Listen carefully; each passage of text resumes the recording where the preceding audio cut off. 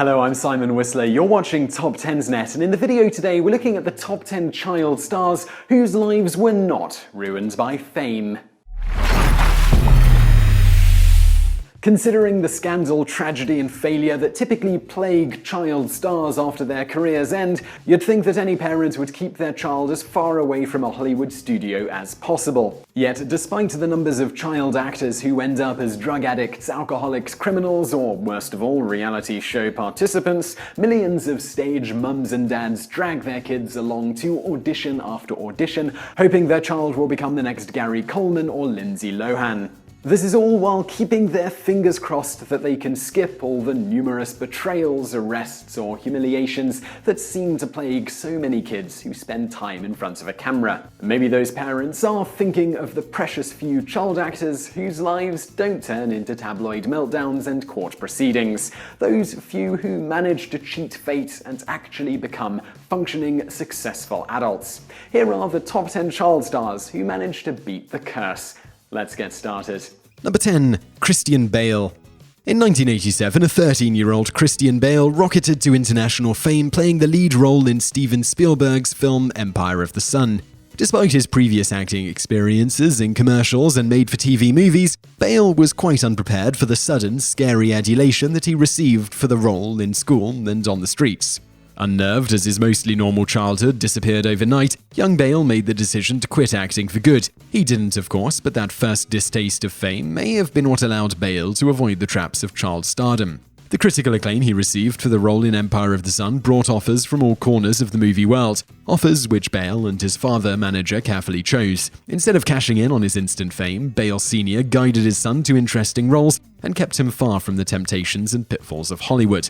Bale built up an impressive resume and made a perfect transition from child actor to adult one. He now holds the enviable position of being a major star and a respected actor. Sure, he did yell at the poor guy on the set of the Terminator movie, but overall, he seems like a pretty together guy. Number 9. Danica McKellar. Like many child stars, Danica McKellar really only had one role of any note, playing the next-door neighbor and object of Fred Savage's preteen affections on the hit TV series The Wonder Years. McKellar was a supporting character on a big network show. Once the Wonder Years ended and adulthood approached, McKellar found that the roles were starting to dry up and producers weren't all that interested in casting a former child star. A pretty standard beginning in the former child star arc. All that remained was for McKellar to get high, steal a car and screw up her life in an embarrassing public flameout. She had other plans, though. First, she studied mathematics at UCLA, co-authored a paper on her own mathematical theorem, and wrote a best-selling book that encouraged young women to break stereotypes and excel at math. She still does acting work, mostly voiceover, and she now has 3 books under her belt. She's beautiful, smart, successful, and most importantly of all, grounded. Do you hear that screech? There is a better way. Number 8. Kurt Russell. Yes, Mr. Badass himself was once a child star. The movies haven't really stood the test of time, and his later work has mostly overshadowed them, but Kurt Russell became a huge star as a Disney contract player in the 1970s. He spent most of the 60s amassing TV roles, but it wasn't until Disney signed him to a 10-year contract that his career took off. Russell became a bona fide teen idol in flicks like The Original Family Band, where he met his future wife Goldie Hawn, and The Computer Wore Tennis Shoes. He was even a semi-pro baseball player for a time before an injury ended his career.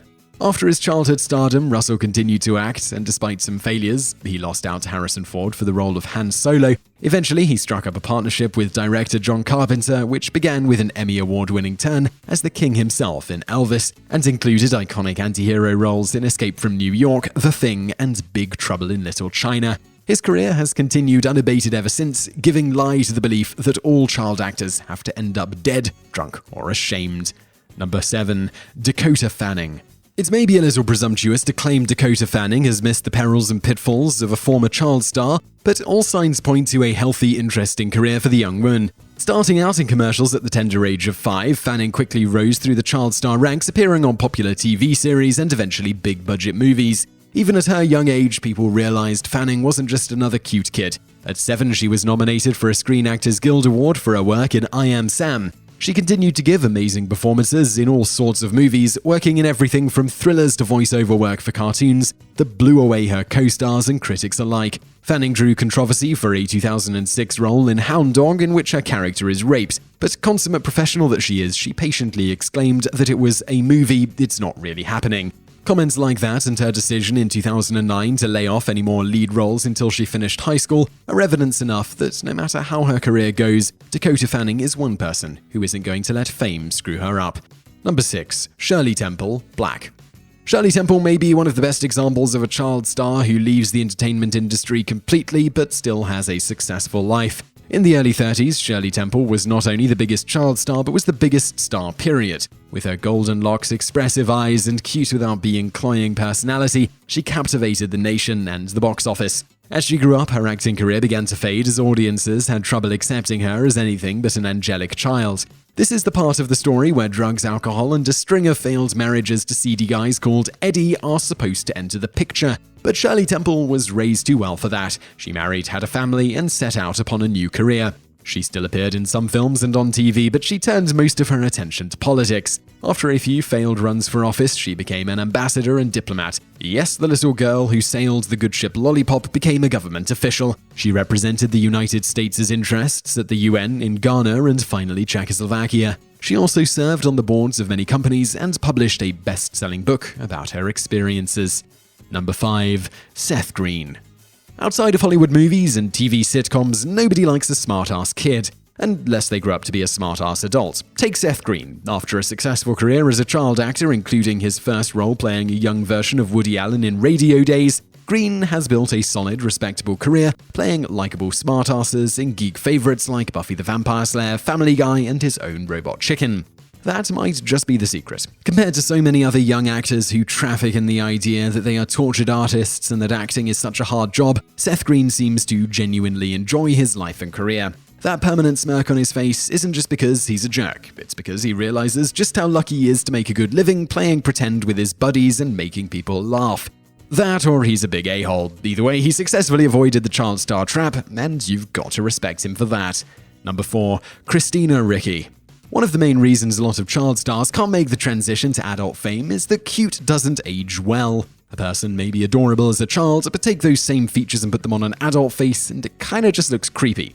The one exception to their rule may be Christina Ricci. She was a pretty cute kid, but there's something just slightly off about her as an adult. But lucky for her, it's a good kind of off, the quirky kind of off that allows a young actress to stand out from the legions of dyed blonde robo-beauties that flood into Los Angeles every year looking for stardom. After a healthy start playing cute kids in big movies like Mermaids and The Addams Family, Christina Ricci made the transition to adult fame almost seamlessly. One minute she was a child actor in Casper, the next she was giving complex adult performances in Ice Storm and The Opposite of Sex. Her career has slowed down a little lately, but she's still a great actress and a long way from appearing on a crappy reality show to make a quick buck. Number 3. Joseph Gordon-Levitt.